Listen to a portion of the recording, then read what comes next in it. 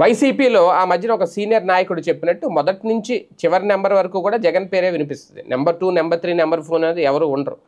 అలాగే ఇప్పుడు స్థానికంగా కూడా ఎక్కడ చూసినా నేతల కంటే జగన్ ఉంటే చాలు, జగనే వైసీపీ, వైసీపీ అంటే జగన్ అని చెప్పి స్థానిక నాయకులకు కూడా ఎక్కడా పెద్దగా అంత ప్రాధాన్యత ఇవ్వట్లేదట కార్యకర్తలు కూడా. ఇది పలు సందర్భాల్లో పలు నియోజకవర్గాల్లో బయటపడుతోంది. అంటే వైసీపీలో ప్రస్తుతం నెలకొన్న పరిస్థితులను గమనిస్తే ఉత్తరాంధ్ర నుంచి కోస్తా వరకు కూడా ఓడిపోయిన వారి పట్ల పార్టీ నాయకుల్లో వ్యతిరేకత పెరుగుతుందట. వారి ఓటమికి వ్యక్తిగతంగా తీసుకున్న నిర్ణయాలే కారణమని మెజార్టీ నాయకులు అభిప్రాయపడుతున్నారు. అంతే తప్ప పార్టీకి సంబంధం లేదు, పార్టీ అధిష్టానానికి సంబంధం లేదు, పార్టీ అధినేత వైఎస్ జగన్మోహన్ రెడ్డికి సంబంధం లేదు. మీ నిర్ణయాల వల్ల మీరు ఓడిపోయారని చెప్పి లోకల్ నాయకులను దూరం పెడుతున్నారట కార్యకర్తలు.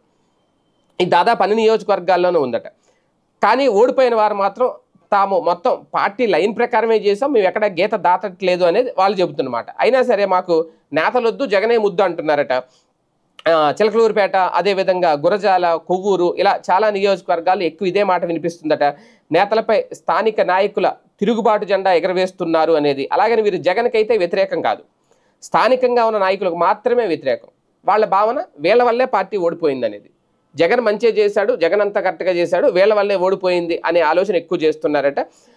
ఇది అధిష్టానం కూడా తెలిసినా పెద్దగా పట్టించుకోవట్లేదు అనేది. నిజానికి ఇప్పుడున్న పరిస్థితుల్లో కూటమిని తట్టుకొని వైసీపీ నిలబడాలి అంటే జరిగిన తప్పులు అలాగే నాయకుల్లో ఉన్న లోపాలను ఖచ్చితంగా గుర్తించాల్సిన అవసరం ఉంది అనేది రాజకీయ విశ్లేషకులు చెబుతున్నమాట. మరీ ముఖ్యంగా నాయకులే తప్పు చేశారని చెబుతున్న విధానంపై విశ్లేషణ చేసుకుని నిజంగానే వాళ్ళు తప్పు చేసుంటే సరిదిద్దాలి.